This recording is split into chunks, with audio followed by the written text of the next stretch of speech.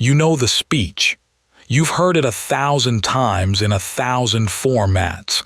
Discipline is freedom. Discipline is the bridge between goals and accomplishment. Discipline is what separates the winners from the quitters. Discipline is doing what needs to be done when you don't feel like doing it, especially when you don't feel like doing it. Because feelings are irrelevant and the grind is everything. And the people who succeed are the people who show up every single day regardless of how they feel, and the people who fail are the people who let their feelings win. The speech sounds right. It sounds tough. It sounds like the kind of uncomfortable truth that separates the serious people from the soft ones, and you've tried to live by it. You've set the alarm for 5 a.m. and dragged yourself out of bed when every cell in your body was screaming for rest. You've gone to the gym on the days when your energy was so low that the walk to the car felt like a marathon. You've sat at the desk and forced the work when the words wouldn't come and the focus wouldn't hold, and the only thing your brain could produce was a fog so thick that an hour of effort generated 10 minutes of usable output. You've pushed through, grinded, showed up, done the thing when you didn't feel like doing the thing, because that's what discipline demands, and discipline is the answer. Discipline is always the answer. Except on the days when discipline is the problem. The days when the alarm goes off and the exhaustion isn't laziness. It's depletion. The days when the gym feels impossible not because you lack willpower, but because your body has been running a deficit for weeks, and the deficit has finally come to collect. The days when the work won't come not because you're undisciplined, but because you're burned out, and the burnout isn't a mood, it's a condition. And pushing through a condition with discipline is like pushing through a broken leg with motivation. The leg doesn't care how badly you want to walk. The leg is broken. Nobody talks about these days. The discipline narrative has no room for them. In the discipline narrative, every day you don't show up is a failure. Every missed workout is a step backward. Every unproductive hour is evidence that you didn't want it enough. The narrative doesn't distinguish between the day you skipped because you chose comfort over growth, and the day you skipped because your body and mind were genuinely depleted. And the skip was the only thing standing between you and a breakdown that would cost you not a single day, but weeks or months of recovery. This audiobook is about the days discipline doesn't work, not because you're weak, because discipline applied without discernment is a weapon you're using against yourself. 5 chapters. What discipline actually is and isn't. Why the discipline narrative is designed to sell, not to sustain. What your body is actually telling you on the days you can't. The difference between resistance and depletion. And how to build a practice that includes the days you stop. 1 hour. No grinding. No pushing through. Just an honest examination of what happens when the thing everyone says to do stops working and nobody tells you what to do instead. Let's look at it. Chapter 1. The Discipline Myth. What the narrative gets wrong. Discipline is real. Let's start there so this audiobook doesn't become the excuse the discipline crowd fears it will be. The ability to act in accordance with your intentions when your feelings prefer a different action is a genuine skill, a necessary skill, a skill that separates the person who builds something across months and years from the person who starts and stops based on daily fluctuations in emotional weather. The previous audiobook in this series covered this extensively. Structure matters. Systems matter. The capacity to execute when motivation has faded matters enormously. None of that is being disputed here. What's being disputed is the absolute version of the discipline narrative. The version that says discipline is the answer to every failure of output. The version that treats every day you can't perform at full capacity as a discipline failure rather than an information signal. The version that has made millions of people feel ashamed on the days their body or mind or spirit genuinely could not do what was being demanded of it, not because they lacked character, but because they had exceeded the limits of what a human being can sustain. The discipline narrative in its popular form is a military metaphor applied to civilian life. The military needs people who override their physical and emotional signals because the military operates in contexts where the alternative to pushing through is death or mission failure. The soldier who stops when tired might get killed. The unit that rests when depleted might lose the position. In that context, the override is rational. The cost of stopping is higher T. Hand the cost of pushing through, but you are not a soldier. You are a person trying to build a career or a body or a creative practice or a financial foundation over the course of decades. The cost of pushing through on a day when your system is depleted is not survival. The cost of stopping on a day when your system is depleted is not death. The metaphor doesn't transfer. But the narrative, because it sounds tough and feels heroic, and produces the emotional spike described in the previous audiobook about motivation, has been adopted wholesale by a culture that can't distinguish between the discipline required to override temporary discomfort and the discipline mythology that treats every signal from the body as an enemy to be defeated. This is crucial. The discipline mythology treats the body as the obstacle and the mind as the commander. Push through the body's complaints. Override the body's signals. The body is weak. The mind is strong. Make the body obey the mind. This framework is not just psychologically damaging, it's biologically wrong. The body's signals are not complaints. They're data. The fatigue is data about energy reserves. The brain fog is data about cognitive capacity.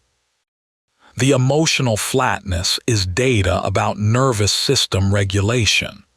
The inability to focus is data about attentional resources that have been depleted beyond their recovery threshold. Treating data as weakness and overriding it with willpower is like treating the fuel gauge in your car as a character defect and continuing to drive after the needle hits empty. The gauge isn't being pessimistic. The gauge is reporting reality. And reality, ignored long enough, produces consequences that no amount of discipline can override. Most people miss this about why the discipline narrative is so resistant to nuance, and why every attempt to introduce complexity into the conversation is met with accusations of softness. The narrative sells. It sells enormously and profitably. It sells books that promise transformation through relentless effort. It sells courses that teach you to override your body's signals. It sells coaching programs where the coach's primary function is to shame you into compliance on the days your body requests rest. It sells supplements that promise to chemically override the fatigue that the body is producing for legitimate physiological reasons. It sells apparel that lets you broadcast your commitment to the grind, transforming the mythology into a tribal identity marker. It sells an entire lifestyle brand built around the aesthetic of relentless effort, early alarms, cold showers, and the glamorization of suffering as proof of character. The narrative's commercial success depends absolutely on its absolutism. If the narrative admitted complexity, if it acknowledged that some days the appropriate response to fatigue is rest rather than more effort, the product becomes less compelling.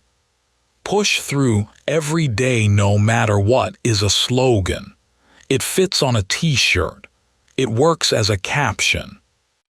It can be screamed from a stage by a man in a microphone who has never met you and doesn't know whether your fatigue is resistance or depletion, but is absolutely certain that the answer is more effort regardless.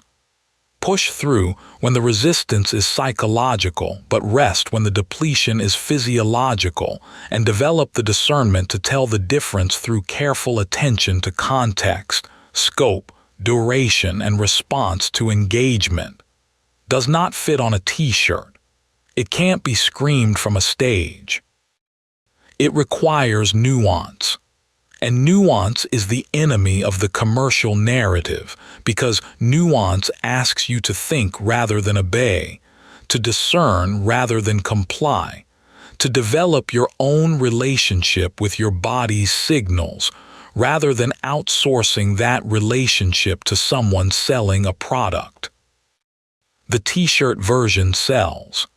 The nuanced version, which is the true version, the version that would actually serve you across decades of sustainable practice rather than weeks of heroic depletion, doesn't sell. And so the nuanced version gets drowned out by the commercial version in every medium, on every platform, in every conversation where the discipline mythology has been internalized so thoroughly that questioning it feels like confessing to weakness.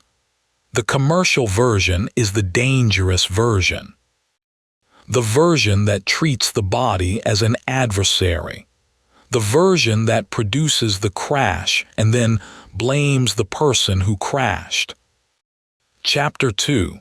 What your body is actually telling you, the signals behind the struggle.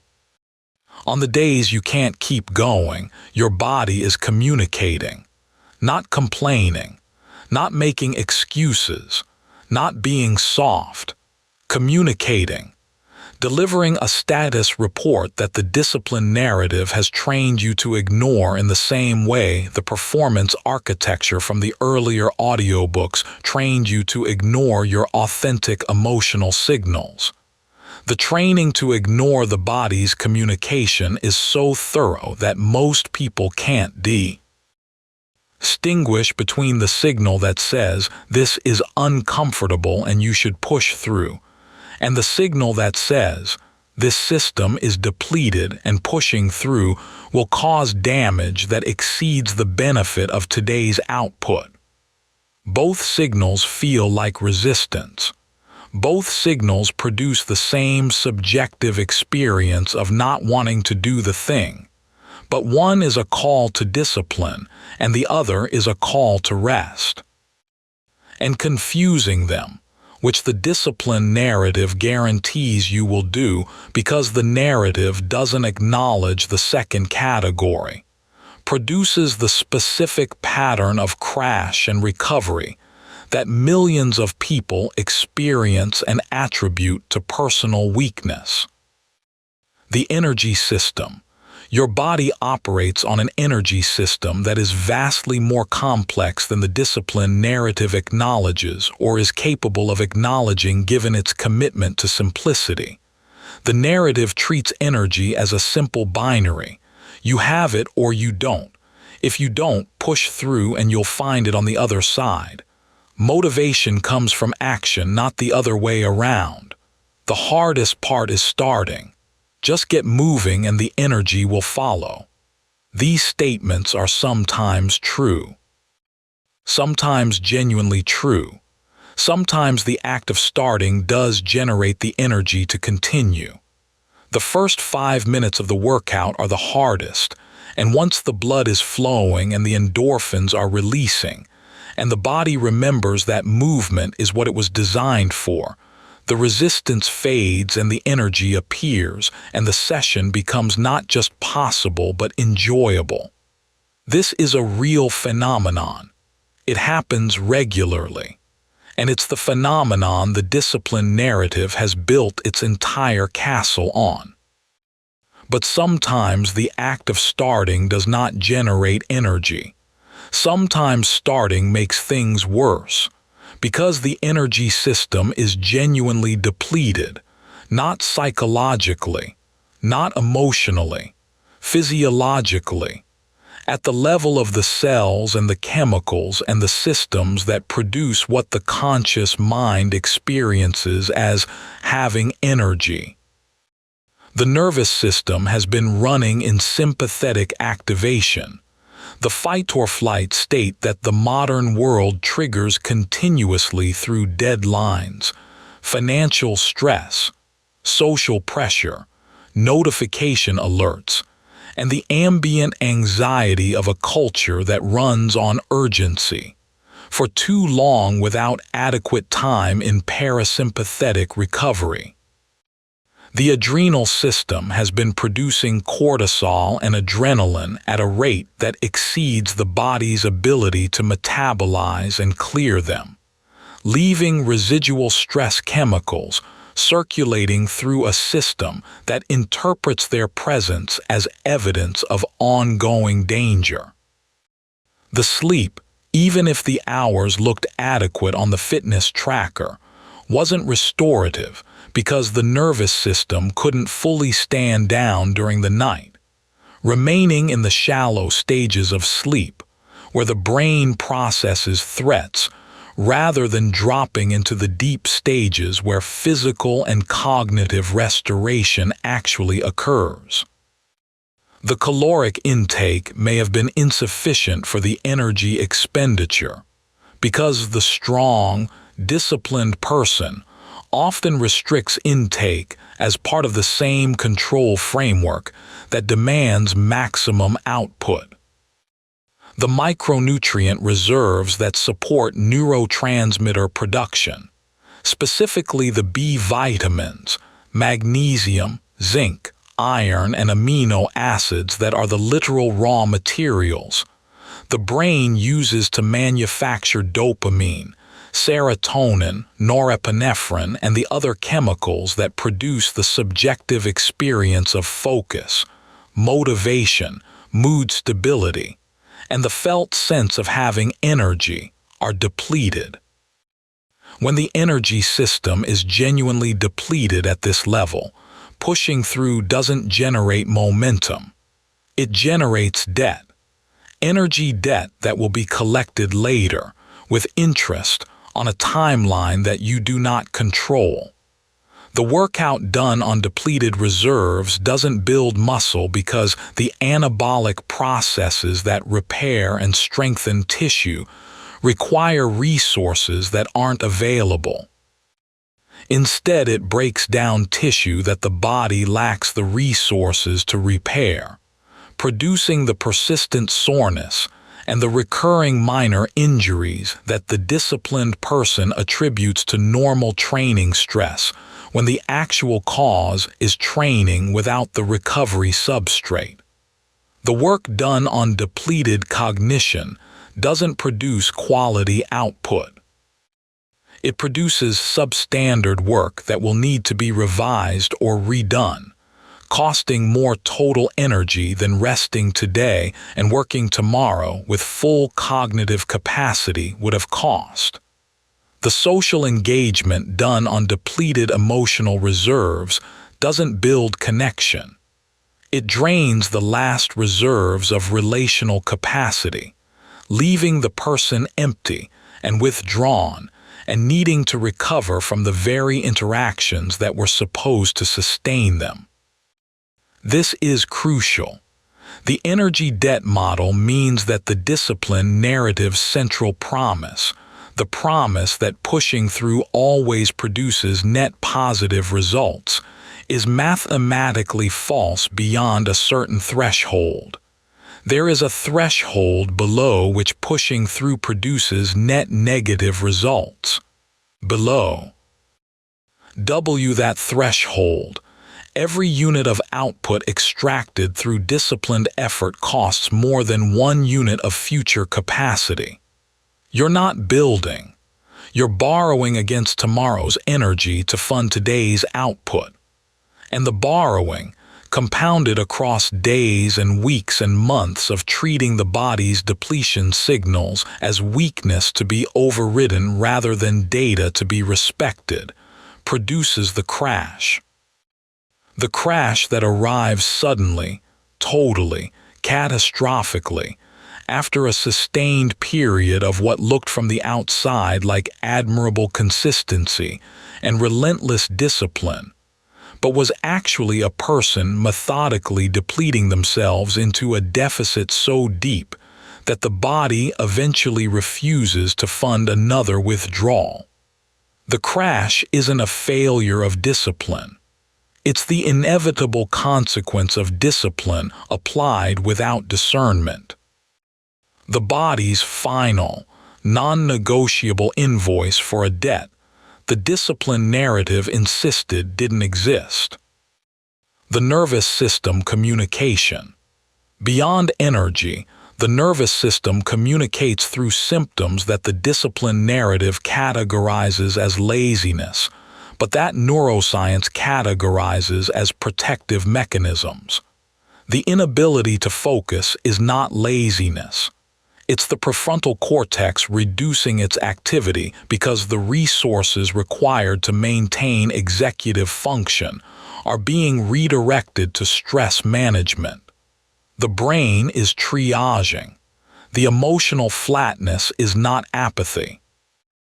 It's the nervous system dampening emotional processing to conserve energy for basic function. The body is in power-saving mode.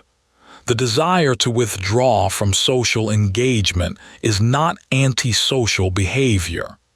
It's the system recognizing that social interaction requires energy it doesn't have and protecting itself from a demand it can't meet. Each of these signals is a communication. Each one is the body saying something specific and actionable. And the action the body is requesting is not more effort. It's recovery. Actual recovery. Not the discipline-approved version of recovery where you take a rest day but spend it feeling guilty and anxious about falling behind and planning how you'll make up the lost ground tomorrow. Actual recovery, where the system stands down and the parasympathetic nervous system activates, and the restoration that can only happen in the absence of demand is allowed to proceed. Chapter 3: Resistance versus Depletion, the distinction nobody taches. Here is the distinction that the discipline narrative refuses to make because making it would destroy the narrative's simplicity. There are two fundamentally different experiences that both feel like, I can't do this today, and that require fundamentally different responses. The first is resistance. The second is depletion. They feel identical from the inside. They produce the same subjective experience of not wanting to, of the task feeling heavy, of the body preferring rest, of the mind generating reasons not to start. But one is the obstacle that discipline was designed to overcome, and the other is the condition that discipline makes worse. Resistance. Resistance is the psychological friction that arises when the task is uncomfortable, unfamiliar, boring, or threatening to the ego. The workout that feels hard because the exercises are challenging, and the body prefers comfort. The writing that feels impossible because the blank page is intimidating, and the inner critic is loud, and the prospect of producing something mediocre is painful. The budget review that feels heavy because looking at the numbers means confronting decisions you'd rather avoid. The difficult conversation that feels daunting because the possibility of conflict triggers the avoidance system. Resistance is the brain's preference for the easy path over the hard path, and the brain's preference for the easy path is not a reliable guide to action because the easy path, followed consistently, leads to stagnation. Discipline is the correct response to resistance. Override the preference. Do the hard thing. The discomfort is temporary and the result is growth. Every audiobook in this series that discusses structure and systems is built on this foundation. Resistance is real and discipline is its answer. Depletion. Depletion is the physiological and psychological state that arises when the system has been taxed beyond its recovery capacity for a sustained period.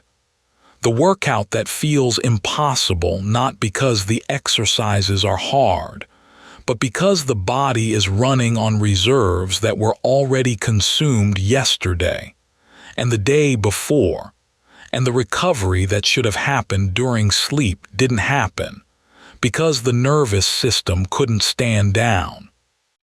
The writing that won't come not because the inner critic is loud, but because the cognitive resources required to produce language at a functional level have been depleted by weeks of sustained demand without adequate rest.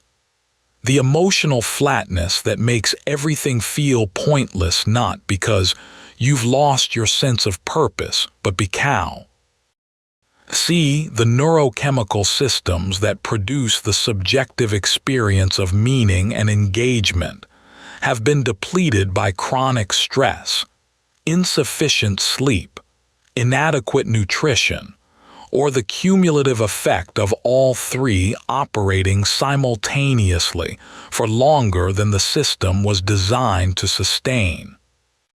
Most people miss this about why the distinction between resistance and depletion is so difficult to make in real time. Both states produce the same surface experience. Both say, "I don't want to." Both generate reasons not to start. Both create the sensation of heaviness, of the task being too much, of the bed being more appealing than the alarm. The subjective experience is nearly identical, but the underlying mechanism is completely different. And the appropriate response is not just different but opposite. Resistance calls for engagement, push through, start anyway. The resistance dissolves once you're in motion. Depletion calls for withdrawal, stop, rest. The depletion deepens with every additional demand and only resolves through recovery that cannot be rushed, hacked, or disciplined away. The diagnostic framework. Since the feelings are identical from the inside, since both resistance and depletion produce the same subjective sensation of "I can't," and "I don't want to," and "this feels impossible today," how do you tell the difference in real time when the decision needs to be made? Not through the feelings themselves.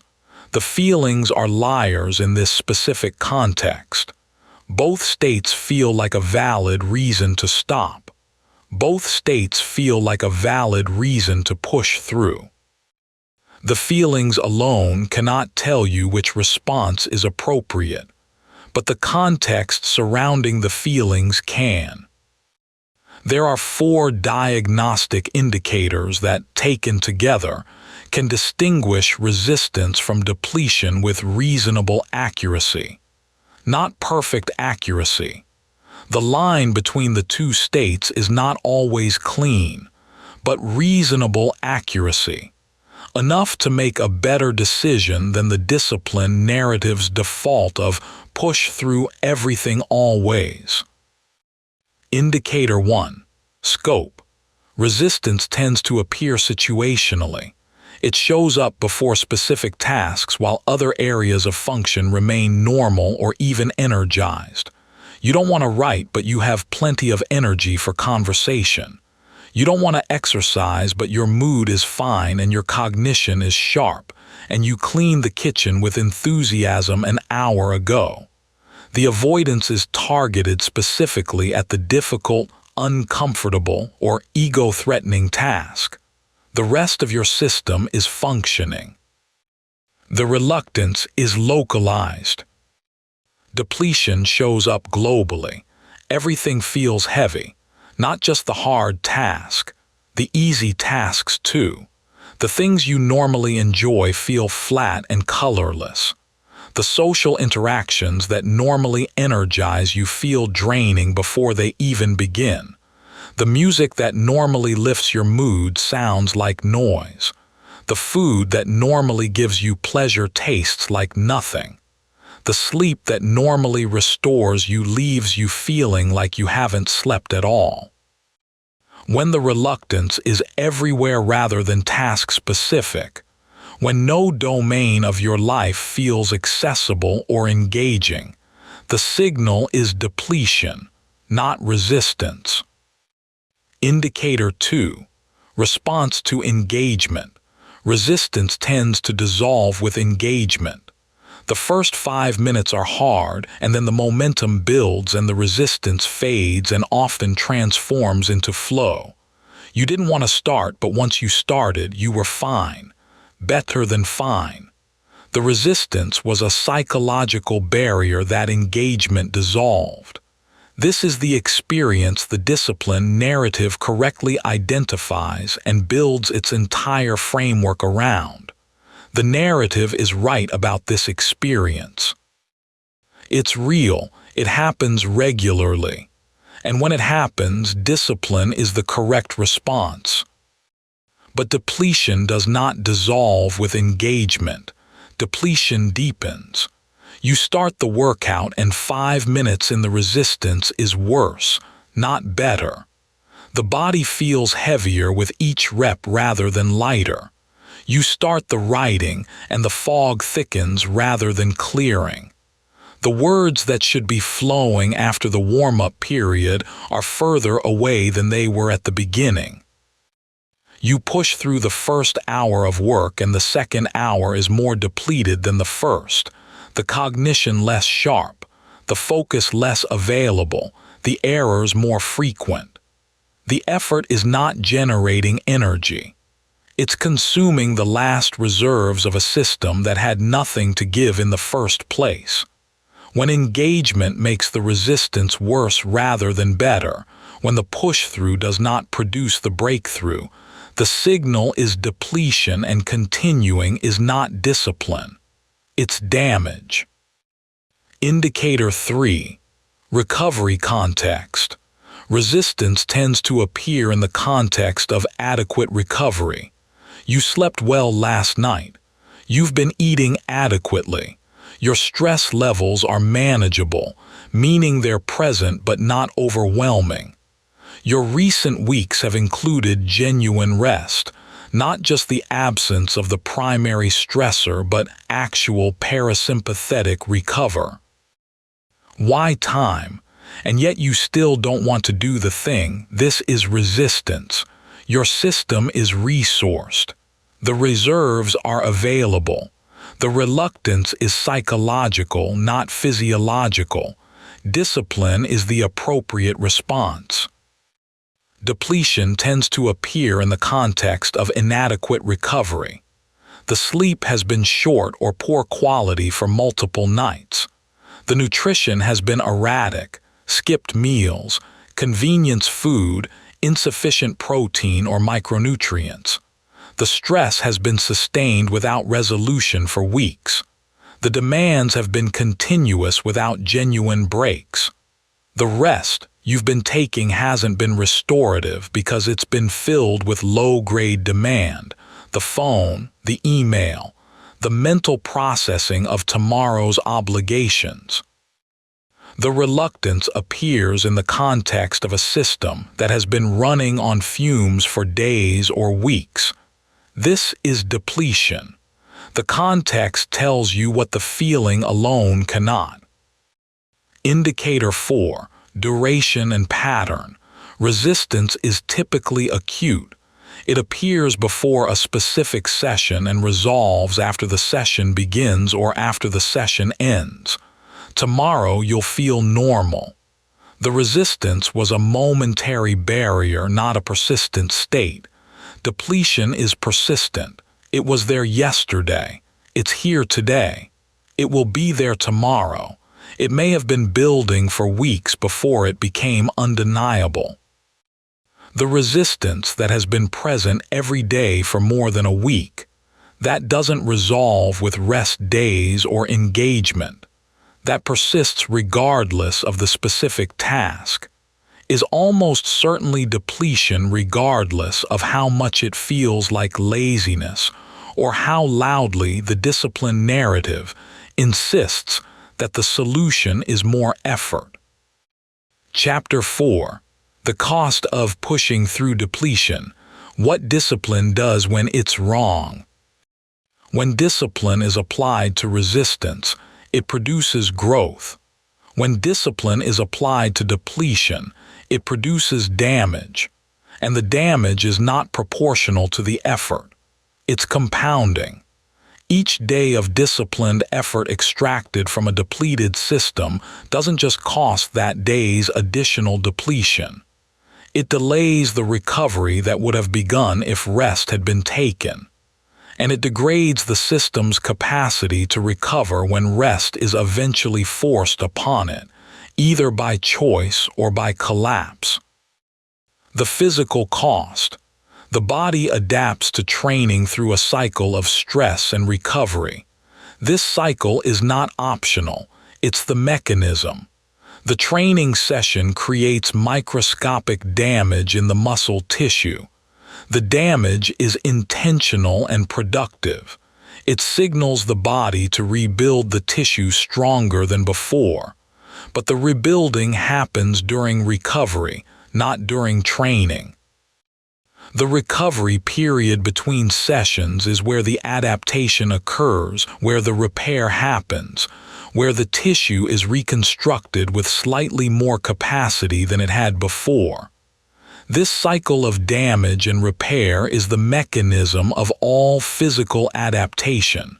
Strength, endurance, speed, flexibility, all of them are produced by the cycle, not by the stress alone. Remove the recovery and the stress becomes purely destructive. The tissue breaks down and is not rebuilt because the rebuilding requires energy, nutrients, sleep, and time that aren't being provided. The joints absorb impact without the surrounding musculature being restored to cushion future impact. The connective tissue, which adapts more slowly than muscle and is more vulnerable to overuse, accumulates micro damage that becomes macro damage over weeks and months. The immune system, which is measurably suppressed during intense physical effort and restored during recovery periods, remains in a suppressed state because the recovery periods aren't long enough or restorative enough for the immune function to normalize. The person who pushes through physical depletion with discipline doesn't get stronger. They get injured. They get sick with reliable, predictable frequency. They develop the chronic issues that the discipline narrative attributes to insufficient effort or insufficient nutrition or insufficient supplementation when the actual cause is the simplest and most obvious one available. Excessive effort without sufficient recovery. Too much stress. Not enough repair. The equation doesn't balance. And unbalanced equations in biology as in mathematics eventually produce a result. The result is breakdown. The cognitive cost. The brain requires recovery with the same urgency as the body, though the cognitive recovery process is invisible and therefore infinitely easier to ignore. You can see a torn muscle. You can feel a strained joint. The physical symptoms of overtraining are difficult to deny even for the most committed disciple of the push-through mythology. But cognitive depletion has no visible symptom, no swelling, no limp, no bruise. The person whose brain has been running on depleted resources for weeks looks exactly the same as the person whose brain is fully resourced. The only difference is in the quality of the output, which degrades so gradually that the person producing it often doesn't notice the degradation until the depletion lifts, and they look back at what they produced and realize it was significantly below their actual capacity. Sustained cognitive demand without adequate recovery produces a progressive degradation of executive function that research has documented extensively. The ability to focus narrows, both in duration and in depth. The ability to hold complex ideas in working memory diminishes, which is why the depleted person can handle simple tasks but struggles with anything requiring the simultaneous processing of multiple variables. The ability to make decisions degrades, which is why decision fatigue produces increasingly poor choices as the day progresses, and why the decisions made during periods of sustained depletion are consistently the decisions people most regret when the depletion finally lifts, and they can evaluate the decisions with full cognitive capacity.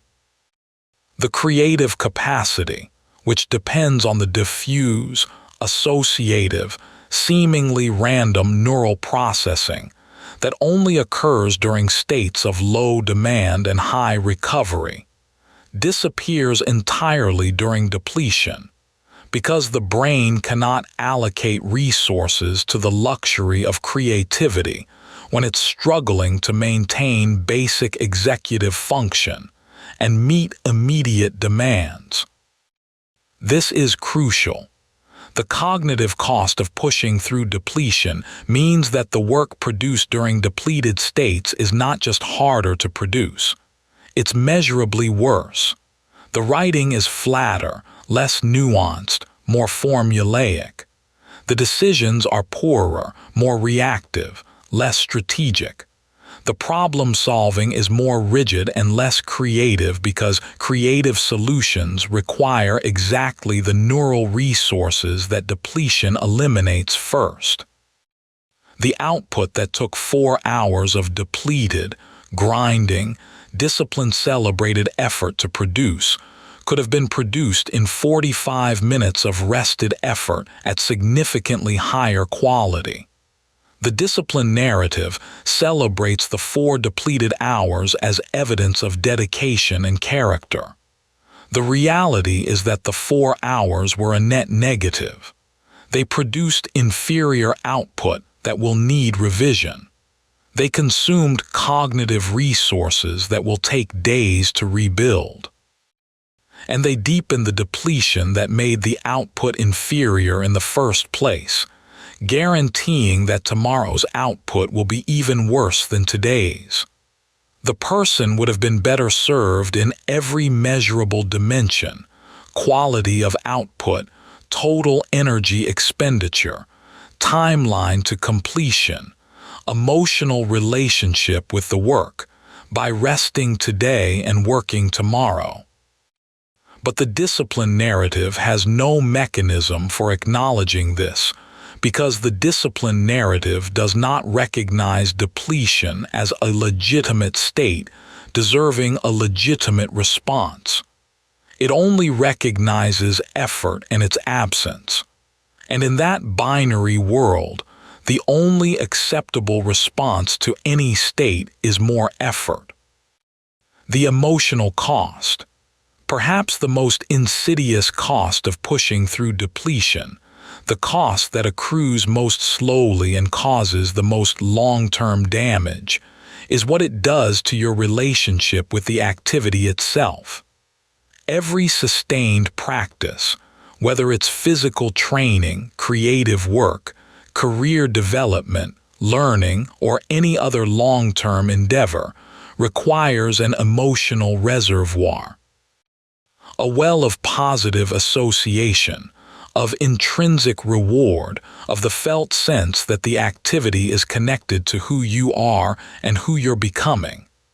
This reservoir is what makes the return to the activity possible day after day, week after week, month after month, year after year. The runner who has been running for a decade maintains the practice not through discipline alone, but through the accumulated positive emotional association. Running is connected to pleasure, to accomplishment, to identity, to the quiet meditative space that only the miles provide. But force the runner to run through genuine depletion, through the days when the body is broken and the legs are heavy, and the enjoyment is completely absent, and the only thing keeping them moving is the discipline narrative's insistence that stopping is weakness and champions don't take rest days and pain is just weakness leaving the body, and the emotional association begins to shift. Slowly, imperceptibly at first. The activity that was associated with pleasure becomes associated with suffering. The practice that was sustained by intrinsic reward, by the genuine internal experience of "I want to do this," becomes sustained only by external pressure, by guilt, by the fear of being weak, by the rigid adherence to a schedule that has become a cage rather than a structure. And a practice sustained by guilt and fear rather than by desire and meaning is a practice approaching its expiration date. The person may continue for months through sheer force of the discipline they've cultivated, but the joy is gone. The meaning is gone. The intrinsic motivation that made the practice sustainable across years has been destroyed by the very discipline that was supposed to sustain it. The emotional cost of discipline depletion is the destruction of want. You push through today at the cost of wanting to show up tomorrow, and the discipline narrative, having destroyed the intrinsic motivation through its insistence on override, then demands that discipline fill the gap that discipline created. More pushing, more grinding, more overriding the absence of desire with the sheer force of willpower, until the willpower, which was never infinite, runs out, and the practice ends, not in a gradual fade. In a sudden, total, irreversible collapse. The person who was the most disciplined, who never missed a day, who pushed through every signal the body sent, simply stops one morning and never starts again. And the discipline narrative, observing the collapse from the outside, shakes its head and says they didn't want it enough. They weren't disciplined enough. If only they'd pushed harder. Chapter 5. Building a practice that includes the stop, the rhythm nobody taches. The alternative to the discipline mythology is not the absence of discipline. It's discipline discernment, the development of the skill, and it is a skill, of reading the body's signals accurately and responding to them appropriately. Pushing through resistance when the system is resourced, pulling back from demand when the system is depleted, and building a practice that includes both states as natural, predictable, non-shameful components of sustained effort across years rather than weeks. The rhythm model. Every sustainable practice in nature operates on a rhythm. This is not a metaphor. It's a description of how biological and natural systems actually function when they sustain themselves across long time scales. Seasons alternate between growth and dormancy. The field that produces crops in summer lies fallow in winter, and the fallow period is not the absence of agriculture. It's the restoration of the soil that makes next summer's growth possible. The ocean moves between high tide and low tide. The heart contracts and relaxes, and the relaxation phase is when the chambers fill with the blood that the next contraction will pump. Remove the relaxation and the heart doesn't pump harder. It stops. The lungs fill and empty, and the emptying is what creates the space for the next breath. The cycle of effort and recovery is not a compromise with weakness. It's not a concession to human limitation. It's the fundamental operating pattern of every system in the natural world that sustains itself across time, rather than burning out in a single spectacular expenditure. The discipline narrative asks you to operate like a machine.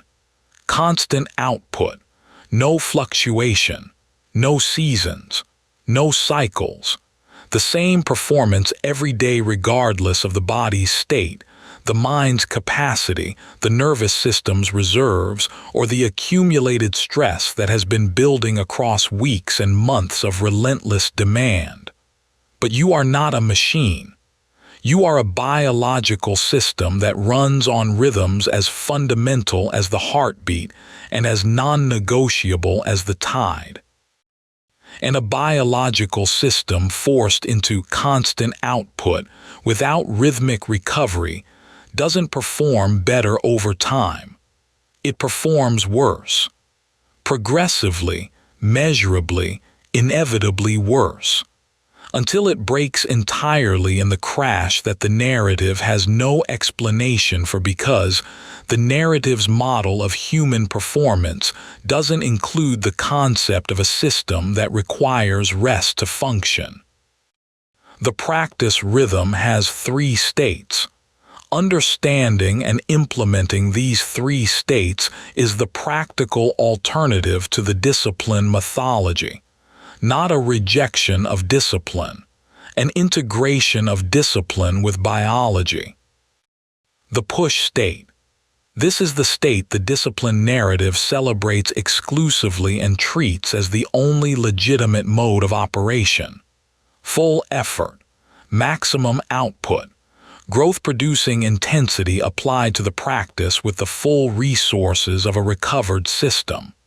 The push state is where adaptation happens, where skills sharpen, where the body builds new capacity and the mind stretches beyond its previous limits, and the work leaps forward in visible, satisfying, dopamine-producing increments.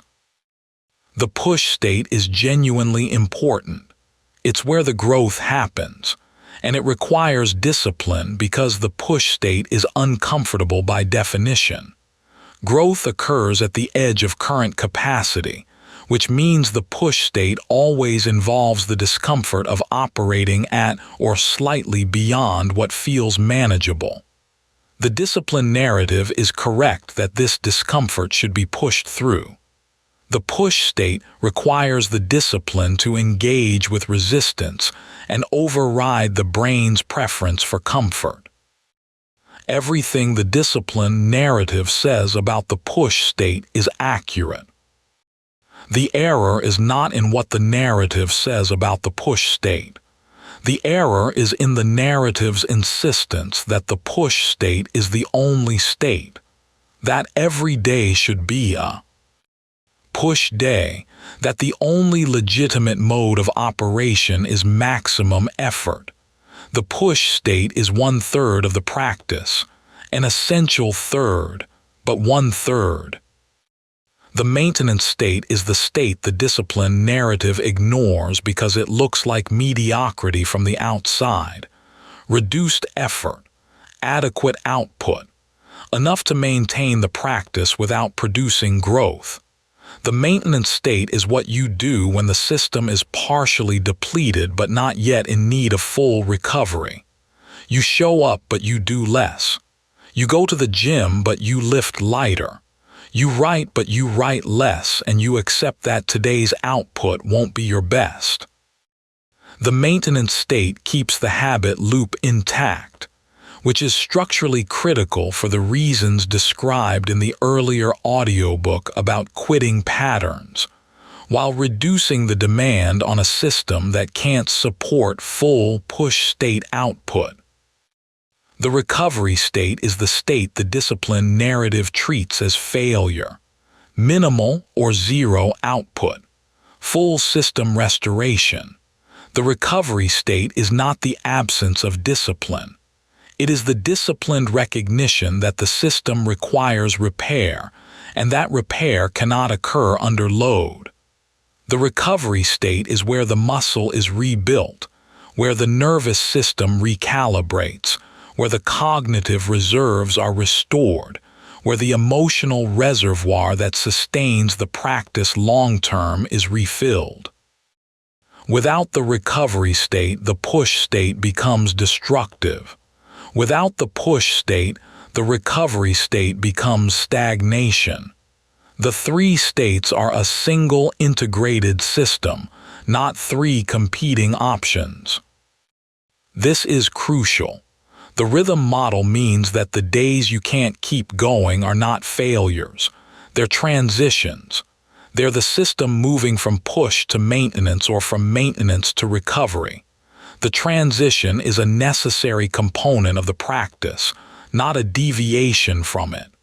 The person who includes recovery in their practice isn't less disciplined than the person who pushes through every day. They're more disciplined.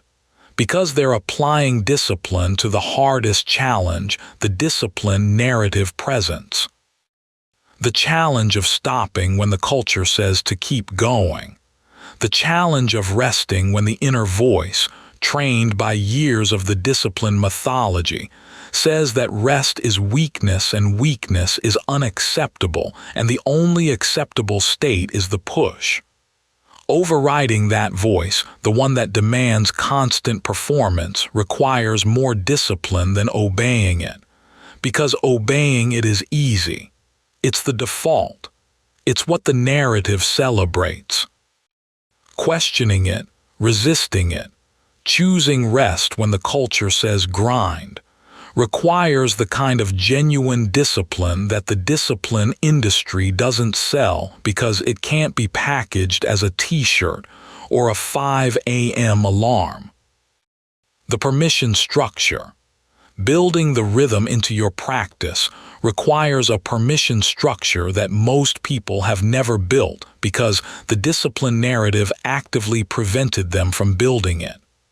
The permission structure is a set of pre-decided rules about when rest is appropriate, decided in advance during a clear-headed state, rather than improvised in the moment when the body is requesting rest, and the discipline narrative is whispering that the request is weakness. The rules might look like this. If sleep has been inadequate for 3 consecutive nights, the next day's effort is reduced to maintenance regardless of what the schedule says. If the emotional flatness has persisted for more than a week, a full recovery day is taken without guilt and without the requirement to make up the lost output. If engagement with the activity makes the resistance worse rather than better, the session is ended and replaced with recovery. If the body is showing physical symptoms of depletion, the symptoms are treated as data rather than obstacles, and the response is recovery rather than override. The rules are decided in advance because the depleted mind cannot be trusted to make good decisions about its own depletion. The depleted mind, under the influence of the discipline narrative, will always push through. Always. Because the depleted mind is too depleted to calculate the cost of pushing through, and too conditioned by the discipline mythology to consider the alternative. The permission structure removes the decision from the depleted moment and places it in the clear-headed moment when the full cost of depletion is visible, and the recovery can be chosen rationally rather than resisted reflexively. Most people miss this about why the permission structure is so difficult for the discipline-trained person to implement. The permission to rest, decided in advance, rationally, based on objective signals, still feels like cheating when the moment arrives. The body says depleted. The permission structure says rest. And the discipline narrative, so deeply embedded in the identity that it speaks with the voice of self-worth, says real ones don't rest. The conflict between the rational structure and the emotional. Conditioning produces guilt. The guilt must be expected, named, and endured, not eliminated. You can't eliminate the guilt because the guilt is the discipline narrative's enforcement mechanism, and the mechanism has been operating for years. But you can recognize the guilt as the narrative talking rather than as truth. The guilt says you're being weak. The data says you're being wise. Trust the data. The narrative will catch up eventually. Closing thoughts. The days that don't count. The discipline narrative counts every day. Every missed workout is tracked in the app, a broken streak, a gap in the calendar, a red mark where a green mark should be. Every unproductive hour is tallied against the total, evidence of a day that didn't contribute, a day that took more than it gave, a day that counts as loss in the ledger of effort. Every rest day is subtracted from the record, a deficit that needs to be recovered, a blemish on the chain of consistent performance that the disciplined person maintains to prove their worth to themselves, and to the narrative they've internalized so deeply that it speaks in their own voice. But the ledger is wrong, not because the days don't matter, because the ledger only tracks one kind of day, the push day, the productive day, the day that generated visible, measurable, countable output. The ledger doesn't track the recovery day that made the next 3 push days possible by restoring the cognitive and physical resources that would have been absent without it. The ledger doesn't track the rest that rebuilt the nervous system from fight or flight back to baseline, producing the focus and the creativity that generated the best work of the month, work that wouldn't have existed if the rest day hadn't preceded it. The ledger doesn't track the stop that prevented the injury that was forming in the tendon that had been overloaded for weeks, the injury that would have cost 6 weeks of zero training instead of 1 day of recovery. The ledger doesn't track the maintenance day that kept the habit loop intact during a depleted week, the day where showing up at 50% was the difference between a temporary dip and the complete quit that ends the practice entirely. The ledger doesn't track these days because they don't produce output, and the discipline narrative only values output. But the days that don't produce output are not empty days. They're infrastructure days.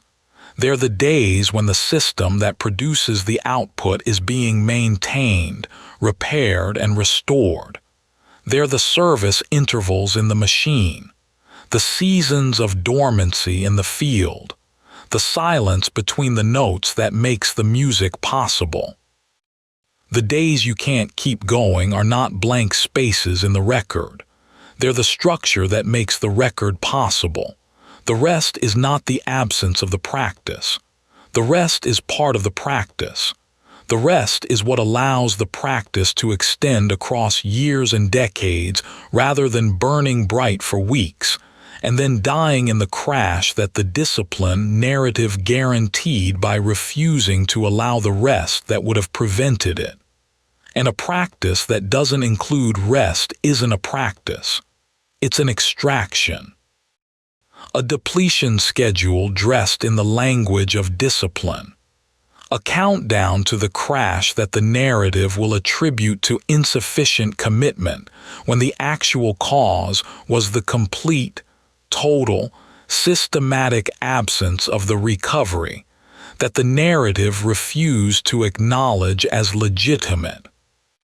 You don't need more discipline. You have plenty of discipline. You've had enough discipline your entire adult life. You've been disciplining yourself for years with a rigor that the discipline industry spokespeople would applaud if they could see it. You've been pushing through days when your body was begging you to stop, and your mind could barely assemble a coherent thought, and your emotional reserves were so depleted that the simple act of being present in your own life felt like a performance. You've been showing up every day. Through depletion, through fog, through the days when the alarm felt like an assault and the commute felt like a prison transfer and the work felt like moving stones with no destination. You've been disciplining yourself into the ground while the narrative told you the ground was just a mental barrier that real discipline would push through. What you need is not more discipline. What you need is the discernment to know when to push and when to stop. And the courage, because it does require genuine courage in a culture that celebrates relentless effort and pathologizes rest, to stop when the culture says push, to rest when the narrative says grind, to be still when the mythology says move, to trust the body that has been carrying you faithfully through every day of your life over the voice of an industry that profits from your refusal to listen to it. The days you stop are not the days you fail. They're the days you choose to. Sustain the practice across years rather than destroying it in weeks. They're the days you choose wisdom over mythology, recovery over performance, yourself over the narrative, the body over the brand, the long game over the daily count. Rest tonight, not because you've earned it through sufficient output, not because the ledger has enough green marks to justify a pause, not because the discipline narrative has granted you a scheduled recovery day. Rest because you need it, and needing it is not weakness. It never was.